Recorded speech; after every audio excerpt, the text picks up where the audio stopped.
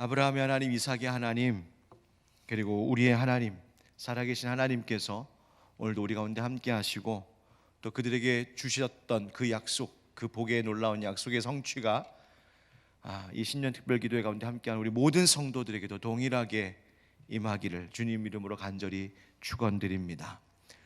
오늘 말씀의 제목 함께 따라하겠습니다. 믿음으로 이삭은. 믿음으로 이삭은. 믿음의 조상들을 소개하고 있는 히브리서 11장 말씀에서 성경은 이삭에 대하여서 뭐라고 말하고 있을까 말씀을 보게 됩니다. 히브리서 11장 20절에서 말하고 있는 그 이삭에 대한 소개는 그 앞에 있는 또 몇 구절과 함께 더불어 이삭에 대해 두 가지를 이야기하고 있습니다. 한 가지 이야기는 이삭을 제물로 바치라 하시는 하나님의 그 시험에 이삭의 아버지 아브라함이 믿음으로 순종했던 바로 그 일을 소개하고 있습니다. 그때 이삭이 히브리서에 등장합니다. 그런데 그 구절은 이삭의 믿음도 중요했지만 아브라함의 믿음이 어떠한 것인지를 주로 말하려고 하는 맥락 속에 그 말씀이 나옵니다. 그러면 이삭에 대해서는 뭐라고 할까? 오늘 본문 가운데도 하나인 바로 히브리서 11장 20절의 말씀인데요. 여러분 한번 히브리서 11장 20절을 같이 한 목소리로 읽어보겠습니다. 시작. 믿음으로 이삭은 장차 있을 일에 대하여 야곱과 에서에게 축복하였으며. 아멘. 여러분 이삭에 대한 여러 이야기, 창세기에 나오는 여러 이야기들, 우리가 지난 한 주 살펴보았던 이삭에 대한 여러 이야기들 중에 히브리서 기자는 다른 것은 다 제쳐두고라도 바로 창세기 27장과 28장까지 이어나오는 바로 이삭이 그의 아들들 야곱과 에서를 축복하며 기도하는 것을 말하고 있습니다. 그 한 가지를 이야기하고 있습니다. 그들에게 축복할 때 믿음으로 이삭이 그 장차 있을 일에 대하여 그들을 축복하며 기도했다. 여러분 이삭이 나이가 많이 들었습니다. 창세기 27장의 이야기를 좀 살펴볼 텐데요.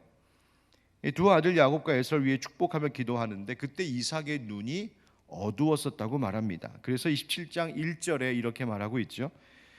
이삭이 나이가 많아 눈이 어두워 잘 보지 못하더니 맏아들 에서를 불러 이르되 내 아들아 하매 그가 이르되 여기 있나이다 하니. 이삭이 눈이 어두워서 잘 앞도 분별하지 못하는 가운데에 야곱과 에서에게 축복하며 기도한 것을 성경은 믿음으로 한 것이라고 말하고 있습니다. 바로 그 의미가 무엇일까? 오늘 그 이야기로 신년 특별기도의 마지막 시간에 말씀을 함께 전하려고 합니다. 눈이 어두니 앞이 잘 보이지 않죠. 이삭은 직감했습니다. 하나님께서 나를 부르실 때가 가까이 왔구나. 그래서 장자 맏아들 에서를 불러 이제 축복 기도를 해주겠다고 말합니다. 그래서 성경에 보면 뭐라고 말하냐면 여기서 축복하게 하라, 나로 내게 축복하게 하라 이렇게 말하는데 여기서 이 축복하게 하라라고 하는 말을 보면 그 복을 주는 주체가, 즉 복을 주는 이가 내가 준다라는 의미가 아니고 하나님께서 복을 주신다. 그리고 나는 그 하나님의 복 주심의 통로가 되게 해라. 그 의미를 포함하고 있는 말씀입니다. 그런데 여러분 야곱 이야기하면 제일 유명하고 여러분 잘 아시다시피 에서는 자기에게 있었던 그 장자의 명분, 바로 장자의 권리지요. 그 장자의 명분을 동생 야곱에게 붉은 죽 한 그릇에 그저 팔아버렸습니다. 그렇다면 그렇게 에서가 팔아버린 장자의 명분은 뭐고 이제 이삭이 축복하는 기도, 이것은 무슨 상관이 있는 것일까? 한번 이야기를 좀 되짚어보면 좋겠습니다. 과연 먼저 에서는 왜 이 장자의 명분, 장자의 권리를 그렇게 너무 쉽게 가볍게 동생 야곱에게 넘겼을까? 창세기 26장에 나오는 그 장면에서 에서의 말을 보면 그 의미를 또 그의 마음의 상태를 우리가 엿볼 수 있습니다. 한번 창세기 26장 32절 34절 한번 보실까요? 화면에도 나오겠지만 여러분 성경 찾아보시면 더 좋을 것 같아요. 창세기 26장 32절부터 34절 한번 같이 읽어봅시다. 시작. 에서가 이르되 예. 제가 다시 확인하겠습니다.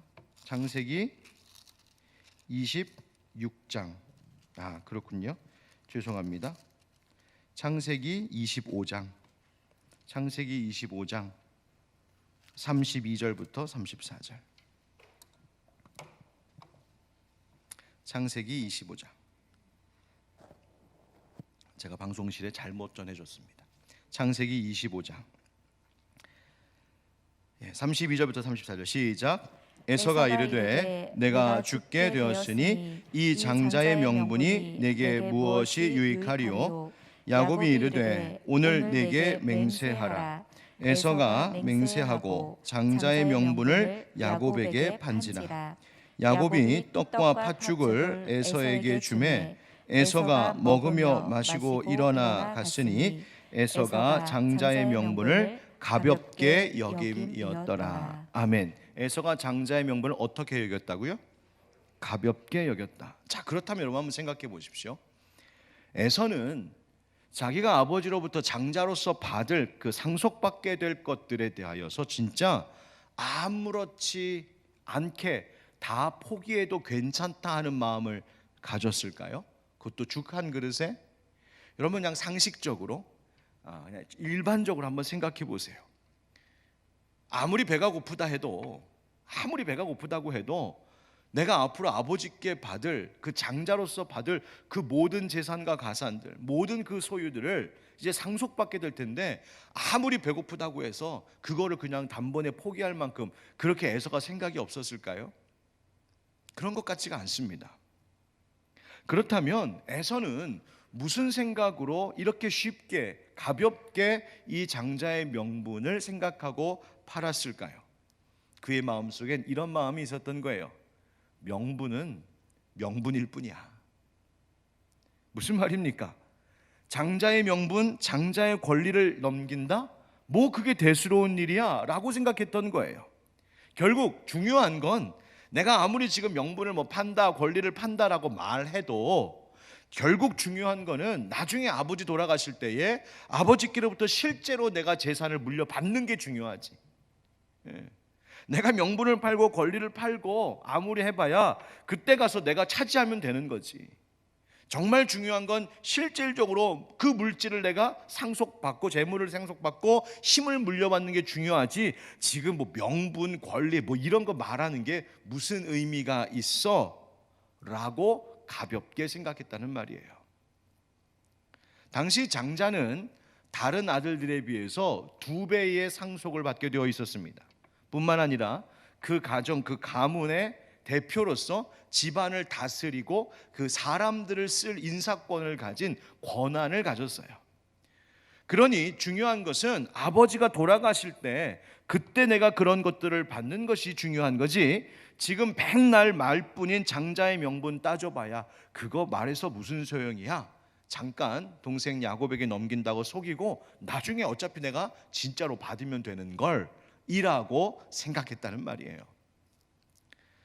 정말로 장자의 명분을 이 죽 한 그릇에 파는 이야기가 나오는 창세기 25장 그 다음에 바로 이어서 장자의 명분을 받는, 장자의 상속을 받는 것이 아니라 한 장 건너뛰고 27장에 가서 축복의 기도가 등장합니다. 에서는 당장 눈에 보이지 않는 명분, 당장 손에 잡히지 않는 권리, 그거 별로 중요하지 않다 생각했다는 말이에요. 그런데 에서의 실수가 바로 이것이었습니다. 왜? 장자의 명분, 장자의 권리, 장자에게 주겠다라고 하는 그 복의 상속은 사실은 누구와 관련이 있는 거였어요? 하나님과 관련이 있는 것이었어요.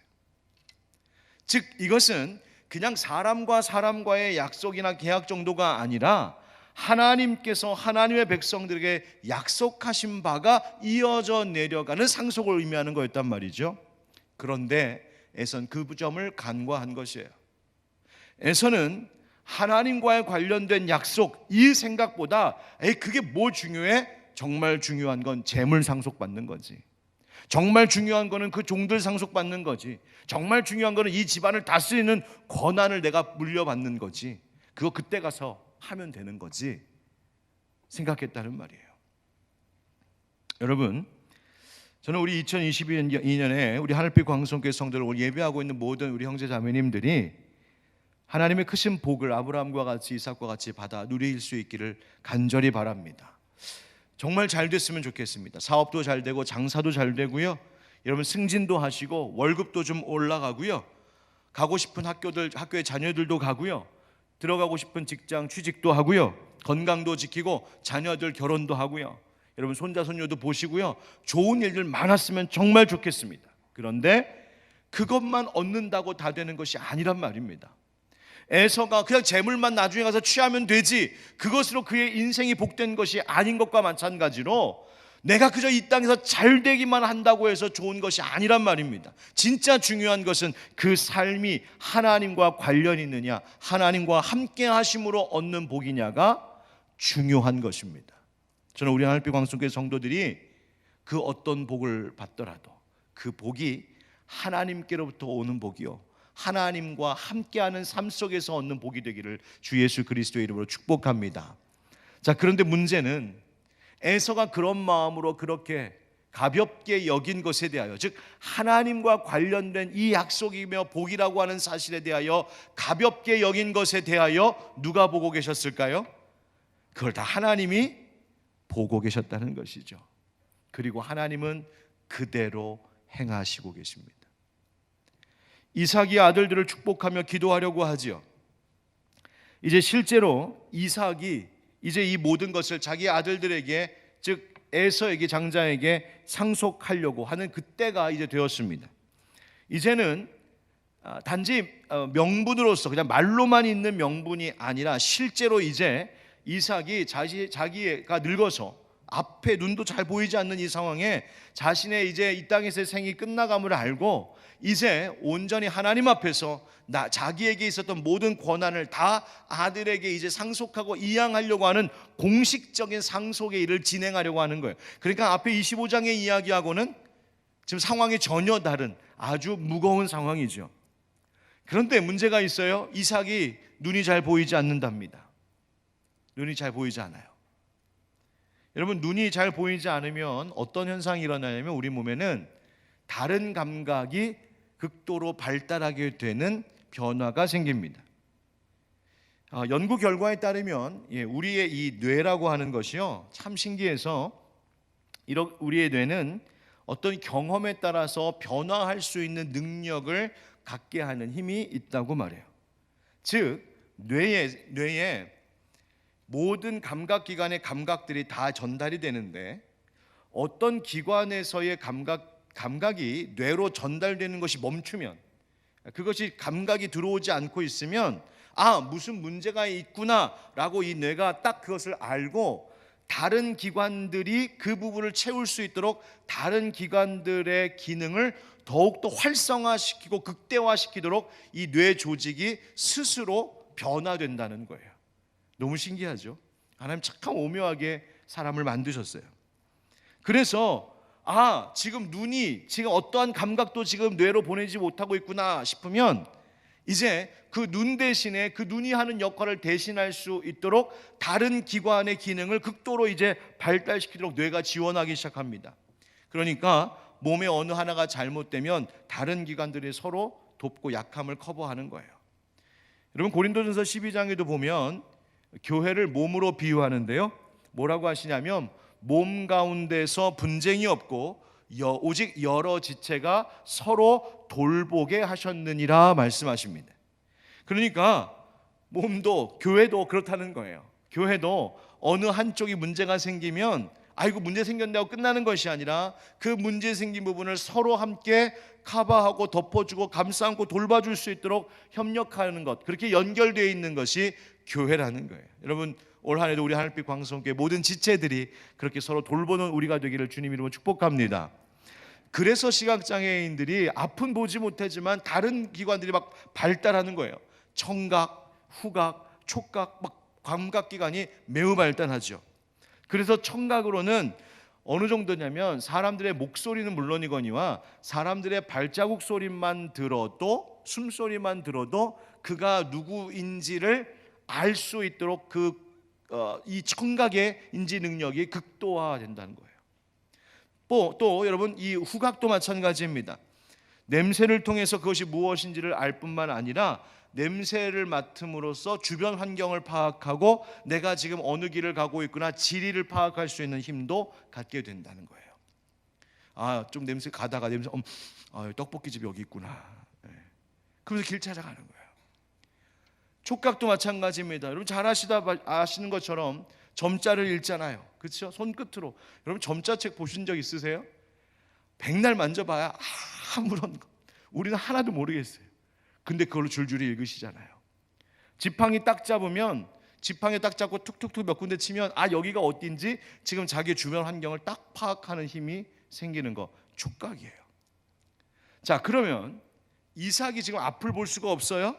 이삭은 그러면 이제 축복 기도를 하는데 어떤 감각을 이용하여서 축복 기도했는지 한번 오늘 성경을 다시 한번 읽어볼 텐데, 아까 히브리서 11장 20절에서는 믿음으로라고 말하고 있어요. 믿음으로. 즉 이 이삭이 앞이 보이지 않을 때에 다른 기관으로, 다른 감각기관으로 판단한 것이 아니라 믿음으로 했다, 이렇게 말하고 있어요. 믿음으로. 진짜 그랬을까요? 창세기 27장 22절 말씀 보십시다. 창세기 27장 22절 23절 함께 읽겠습니다. 시작. 야곱이 그 아버지 이삭에게 가까이 가니 이삭이 만지며 이르되 음성은 야곱의 음성이나 손은 에서의 손이로다 하며 그의 손이 형 에서의 손과 같이 털이 있으므로 분별하지 못하고 축복하였더라. 아멘. 자, 보세요. 만져봤어요. 즉 육신의 감각인 이 손으로, 이 촉각으로 만져봤더니 이미 야곱이 어머니 리브가의 그 지시에 따라서 몸에다가 털을 붙이고 왔잖아요. 그 만져보니까 털이 있으니 에서인 줄 알았다, 그 얘기예요. 여러분, 인간의 촉각이, 인간의 감각기관이 얼마나 실수가 많을 수 있는지를 말하고 있어요. 분별하지 못했어요. 그나마 음성은 조금 들었지요. 음성은 야곱의 음성이나. 그런데 27장 24절에 보면 이렇습니다. 이삭이 이르되 네가 참 아들 에서냐? 그랬더니 야곱이 그가 대답하되 그러하나이다 라고 대답했거든요. 그랬더니 또 넘어갔어요. 청각도 에서와 야곱을 분별하지 못하고 있어요. 그러면요, 후각은 어떨까요? 27장 26절 보세요. 그의 아버지 이삭이 그에게 이르되 내 아들아 가까이 와서 내게 입맞추라. 그가 가까이 가서 그에게 입맞추니 아버지가 그의 옷에 향취를 맡고 그에게 축복하여 이르되 내 아들의 향취는 여호와께서 복 주신 밭의 향취로다. 하나님은 하늘의 이슬과 땅의 기름짐이며 풍성한 곡식과 포도주를 내게 주시기를 원하노라. 만민이 너를 섬기고 열국이 내게 굴복하리니 내가 형제들의 주가 되고 내 어머니의 아들들이 내게 굴복하며 너를 저주하는 자는 저주를 받고 너를 축복하는 자는 복을 받기를 원하노라. 아멘. 지금 야곱에게 좀 축복 기도하고 있어요. 그런데 에서인 줄 알고 냄새도 맡아보니 이미 그 향까지도 에서 흉내를 내놨으니 속았다는 말이에요. 여러분, 인간의 후각도 실수했어요. 자, 보세요. 눈의 시각이 발달하지 못하니 시각이 어두워지니 다른 육신의 기관을 사용을 해봤는데 그 인간의 육신의 감각기관이라고 하는 것들은 얼마든지 속일 수 있는 것, 얼마든지 실수할 수 있는 것이라는 말이에요. 그런데 히브리서 기자는 이삭의 이런 착각과 이런 실수와 이런 분별하지 못한 이 모든 상황 속에서 야곱에게 축복 기도한 것을 뭐라고 말하고 있냐면 믿음으로 이삭이 그렇게 했다라고 말하고 있어요. 도대체 분명히 실수하고 분별하지 못한 건데, 그가 속은 건데 왜 성경이 이것을 믿음으로 한 것이라고 말하고 있을까요? 여기에 이제 질문을 갖고 오늘 말씀을 다시 보는 거예요. 에서가 사냥을 나갔다가 돌아와서 보니까 일이 자기 생각과는 전혀 다른 상황으로 좀 돌아가 버렸죠. 자기가 가서 아버지가 원하시는, 아버지가 좋아하는 음식 요리할 것 쫙 사냥해 갖고 와서 아버지 앞에 딱 드리면 이삭이 아버지가 에서인 자기에게 축복을 하고 뭐 장자의 명분 권리, 그 벌써 옛날에 했던 이야기, 그냥 말로 그냥 했던 이야기, 이젠 진짜 아버지가 나에게 다 물려주시겠구나 하고 기대하고 딱 왔는데 와서 보니까 27장 35절에 뭐라고 되어 있냐면 이삭이 이르되 네 아우가 와서 속여 네 복을 빼앗았도다. 이미 다 끝났다. 에서가 너무 당황하고 어이가 없어서 뭐라고 묻냐면 아버지 남은 복이 없습니까? 묻습니다. 아버지 이삭에게 따져 묻기 시작했어요. 아버지 남은 것 없냐고요. 그러자 이삭이 뭐라고 합니까? 27장 37절 말씀 한번 읽어볼까요? 37절 시작. 이삭이 에서에게 대답하여 이르되 내가 그를 너의 주로 세우고 그의 모든 형제를 내가 그에게 종으로 주었으며 곡식과 포도주를 그에게 주었으니 내 아들아 내가 네게 무엇을 할 수 있으랴. 아멘. 마지막 말씀, 마지막 구절을 한번 주목해 보세요. 내 아들아 내가 무엇을 할 수 있겠느냐. 포기한 거예요. 이거 어쩔 수 없는 일이다. 다 끝난 일이다. 내가 어떻게 할 수 있겠느냐. 자, 이 상황을 두고 히브리서 기자는 이삭이 믿음으로 했다. 그렇다면 성경은 지금 우리에게 도대체 믿음이 뭐라고 우리에게 말하고 있는 것일까요?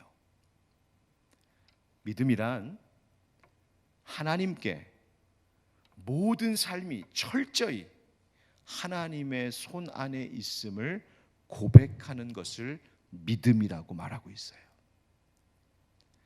하나님이 하고자 하시는 그 일을 인생들이 사람의 방법과 계획이 억지로 그것을 뒤바꿔 놓을 수 없음을, 하나님이 하고자 하신 일, 하나님께서 그렇게 하시겠다고 하신 그 일은 사람이 아무리 머리를 쓰고 사람이 아무리 발버둥을 치고 몸부림을 쳐봐도 하나님 그렇게 하시겠다고 하신 그 일은 바꿀 수 없음을, 그리고 그것을 인정하며 사람이 할 수 있는 것이 무엇이겠느냐라고 하나님 앞에 자신을 철저히 내려놓는 것을 믿음이라고 말하고 있어요. 이삭은 사실 에서에 대한 편애가 굉장히 심했어요. 큰아들, 그래서 그에게 다 물려주고 싶었어요. 그런데 하나님께서 자신의 실수를 통하여서까지도 그렇게 하신 그 일에 대하여 그 일을 거스르지는 않았어요. 사람의 실수조차도 하나님께서는 그의 선하신 뜻과 목적을 위하여 얼마든지 사용하실 수 있는 하나님이심을 이삭은 알고 있었고, 히브리서 기자는 그것을 우리에게 믿음이라고 말해주고 있는 것입니다. 그래서 이삭은 이 상황을 그때서야 파악하고 오늘 본문과 같이, 오늘 28장 본문과 같이 야곱을 불러 다시 축복합니다. 28장 1절, 이삭이 야곱을 불러 그에게 축복하고 또 당부하여 이르되 너는 가나안 사람의 딸들 중에서 아내를 맞이하지 말고 일어나 밧단 아람으로 가서 네 외조부 부두엘의 집에 이르러 거기서 네 외삼촌 라반의 딸 중에서 아내를 맞이하라. 전능하신 하나님이 네게 복을 주시어 네가 생육하고 번성하게 하여 네가 여러 족속을 이루게 하시고 아브라함에게 허락하신 복을 네게 주시되 너와 함께 네 자손에게도 주사 하나님이 아브라함에게 주신 땅 곧 네가 거류하는 땅을 네가 차지하게 하시기를 원하노라. 이에 이삭이 야곱을 보내매 그가 밧단 아람으로 가서 라반에게 이르렀으니 라반은 아람 사람 부드엘의 아들이요 야곱과 에서의 어머니 리브가의 오라비더라. 아멘. 자, 야곱이 이 분노한 에서를 피하여서 도망칩니다. 도망자로 살게 됩니다. 어디로 갔는가 봤더니 밧단 아람이라는 곳으로 갔대요. 여러분, 특별기도에 계속 함께 하신 분들 여러 번 들으셨을 겁니다. 밧단 아람이라고 하는 곳이 어디인지 말이죠. 바로 아브라함의 고향에 있던 지역입니다. 그리고 이삭의 아내감을 찾으러 아브라함의 늙은 종이 떠났던 바로 그곳, 그러니까 아브라함의 친족들이 여전히 남아 살고 있는 그 지역, 바로 그래서 리브가를 만나 데리고 왔던 바로 그 지역이 밧단 아람이에요. 그런데 이제 하나님께서 다시 그곳으로 야곱을 다시 돌려보냈다. 아브라함의 고향 땅에서 결혼을 하게 했다. 무슨 말입니까?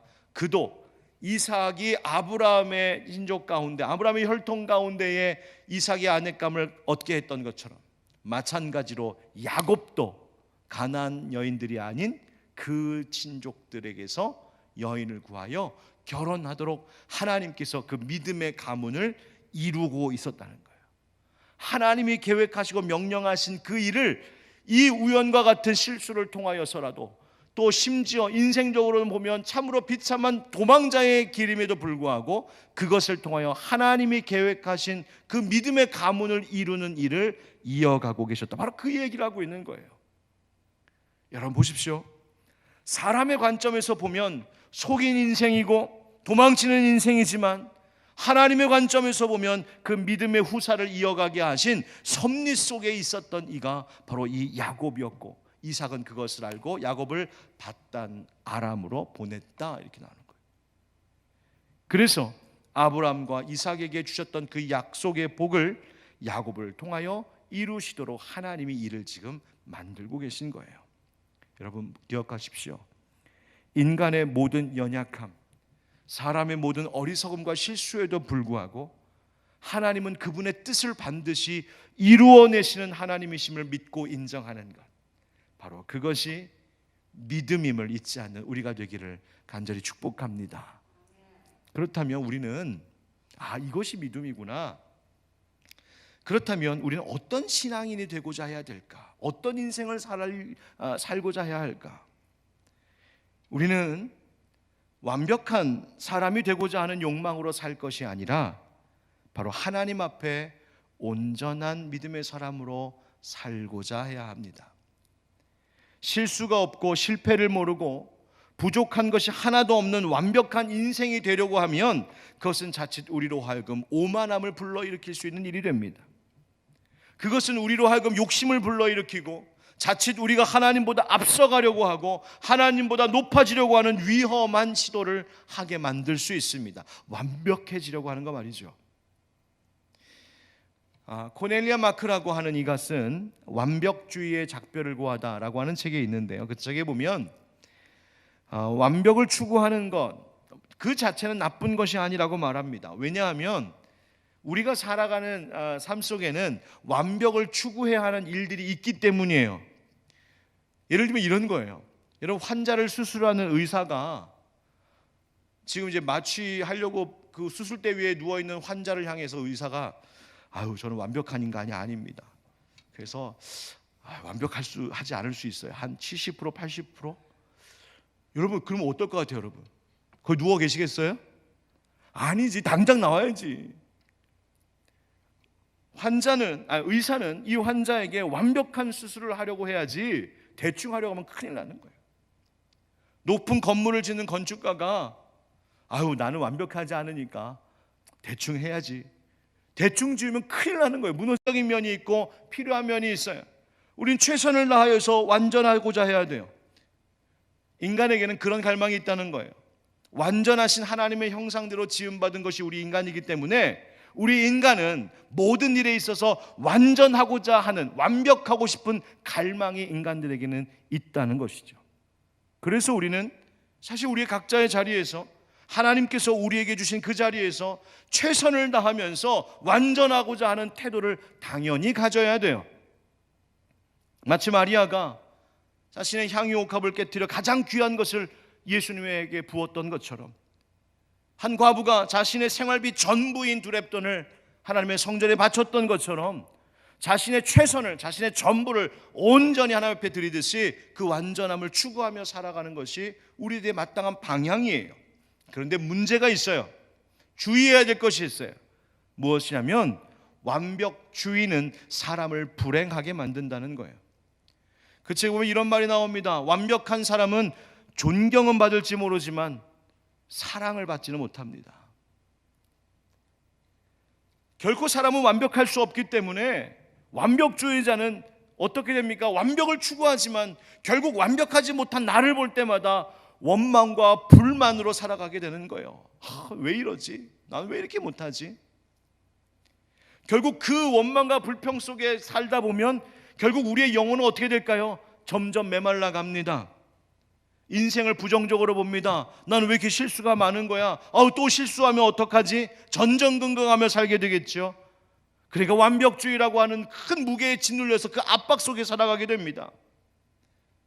자기만 그러면 좀 괜찮게요? 완벽을 추구한 완벽주의자들은요, 주변까지 괴롭힙니다. 자신도 완벽할 수 없으면서 자기의 배우자와 자녀들에게 완벽을 요구하는 거예요. 왜 그렇게? 왜 이거밖에 못해? 그러면서 모두를 불행하게 만들어버리죠. 자, 그렇다면 완전함을, 온전함을, 최선의 삶을 추구하되 이 완벽주의라고 하는 감옥에서 벗어나 자유로우려면 어떻게 해야 될까? 완벽을 추구하며 최선으로 행하는 그 긍정적인 삶의 자세는 유지하되 완벽주의에서는 빠져나와서 자기 자신과 모두를 괴롭게 하는 일을 하지 않으려면 우리 어떻게 해야 될까? 바로 오늘 말씀에서 그 길을 찾을 수 있을 것 같아요. 그것은 바로 나의 실수, 나의 모자람을 정직하게 인정하는 것뿐만 아니라 결국 모든 것을 완전하게 이루시는 완벽하신 하나님으로 나의 이 모자람이 채워지는 삶을 추구하며 살아가야 돼요. 여러분, 이삭이 어두웠던 눈이, 이삭이 분별하지, 에서와 야곱을 분간하지 못했던 그 실수가 하나님의 섭리를 따르는 믿음이 되어버렸어요. 이삭이 누가 에서고 누가 야곱인지 분별하지 못했던 그 실수가 오히려 하나님의 뜻을 이루는 방편이 된 이 놀라운 사실을 우리 인정하며 살아가야 되는 거예요. 여러분, 뱀의 유혹을 받고 넘어졌던 하와를 한번 생각해 보세요. 그 하와의 그 불순종을 이 관점에서 보면 사실 하와는 스스로 완벽하고자 했던 실수를 저지른 거죠. 자기 스스로. 왜? 선악과 먹으면 입이 즐거울 것 같았어요. 먹음직스러워 보였다고 하잖아요. 선악과 먹으면 지혜로워질 것 같았어요. 지혜롭게 할 만큼 그렇게 탐스러워 보였었대요. 그래서 뱀이 말한 것처럼 하나님과 같이 될 수 있을까라고 하는 이 뱀의 유혹에 넘어갔던 것이죠. 그러나 바로 거기에 죄가 있었던 거예요. 왜? 거기에는 하나님은 없었기 때문에. 자신은 완벽하려고 했지만, 자신은 즐거워지려고 했지만, 자신은 채워질 수 있을 것이라고 생각했지만 그것이 하나님과 상관없는 것이었을 때에 그것은 불순종이었고 불충이었고 죄가 되었어요. 하와는 그 일로 완벽을 이루기는커녕 오히려 그 인생이 저주 가운데 던져지는 이 비극적인 결말을 보게 되잖아요. 아까 말씀드렸던 책에 이런 말이 나옵니다. 완벽주의자는 오로지 자신의 능력과 활동으로만 자신을 규정합니다라고 지적해요. 자기를 살면서 나에 대해서 볼 때 내 인생을 그저 내가 어떤 능력을 가졌나, 내가 어떤 활동을 하는가, 내가 어떤 일을 이루어냈는가, 그 성과와 결과로만 자신을 규정하고 판단한다는 거예요. 하나님은 어떠실까요? 여러분 생각해 보세요. 하나님은 우리를 어떤 관점으로 보실까요? 하나님께서 우리에게 이렇게 물어보실까요? 너 완벽하냐? 너 완벽한 자냐라고 물으실까요? 아니요. 만약 그런 면에서 보면 아브라함도 이삭도 야곱도 하나님 앞에 절대로 완벽한 인생들이 아니었어요. 하나님은 우리가 그저 우리의 이 모자라고 어리숙한 모습, 이 죄와 허물을 가진 그 모습 그대로 정직하게, 그저 하나님 앞에 정직하게 겸손히 그 모든 모습들을 가지고 나오기를 원하시는 분이 우리 아버지 하나님이세요. 그래서 그런 우리에게 하나님 앞에 나올 수 있도록 길을 여신 일이 바로 예수 그리스도를 우리에게 보내주신 일이시죠.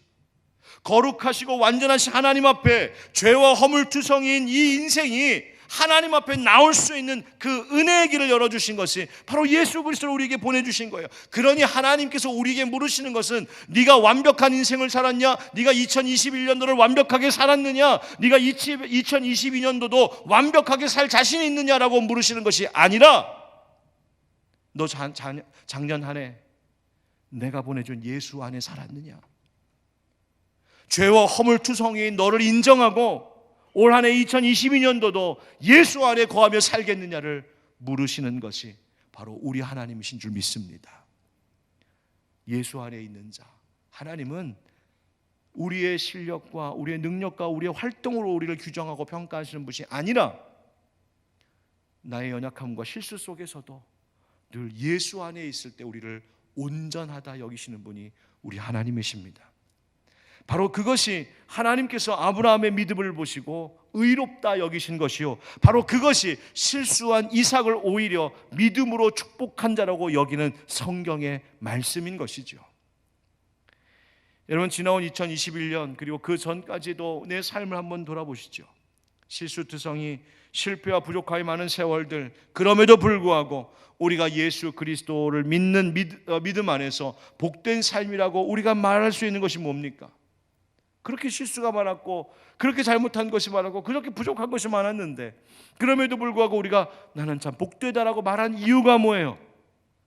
하나님의 은혜가 그 부족함을 채우시고 합력하여 선을 이루시는 하나님의 놀라운 일들을 경험하며 살았기 때문이죠. 그래서 우리가 고백하지 않습니까? 지금까지 지내온 것 주의 크신 은혜라. 그렇다면 여러분, 2022년 올 한 해 어떻게 사시겠습니까? 최선을 다해 살아야 됩니다. 온전하기를 추구하며 살아야 되겠습니다. 그러나 여러분 기억하십시오. 우리의 연약함도 알아야 합니다. 뿐만 아니라 완벽함을 깨뜨릴 만한 우리의 완전하고자 하는 이 동기를, 갈망을 처참히 무너뜨릴 만한 세상의 공격도 얼마든지 그 어려움들도 있을 것을 우리 인정해야 됩니다. 그러므로 나 혼자, 나 스스로 완벽할 수 있을 것이다 라고 하는 헛된 생각을 버리십시오. 내가 나의 구원자가 되려고 하는 그 헛된 욕망을 버리라는 말입니다. 그 욕심이 나를 불행하게 할 뿐만 아니라 오히려 다른 사람들까지도 괴롭히는 일이 될 수 있다는 사실을 잊지 말아야 됩니다. 그저 우리는 다만 아브라함의 하나님, 이삭의 하나님께서 그들의 삶을 채워주셨던 것처럼, 그들의 삶을 온전하게 하셨던 것처럼 우리도 우리의 실수와 우리의 연약함에도 불구하고 선하시고 완전하신 하나님을 신뢰하는 삶으로 살고자 하는 것, 바로 그것이 믿음으로 사는 길임을 잊지 않는 우리가 되기를 주님 이름으로 축복합니다. 여러분, 함께 말씀 한 절만 읽고 마치겠습니다. 고린도후서 12장 9절 말씀입니다.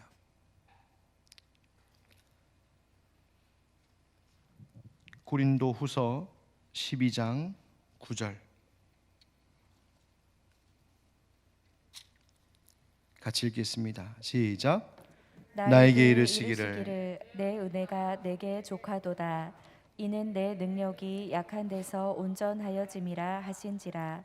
그러므로 도리어 크게 기뻐함으로 나의 여러 약한 것들에 대하여 자랑하리니 이는 그리스도의 능력이 내게 머물게 하려 함이라. 아멘.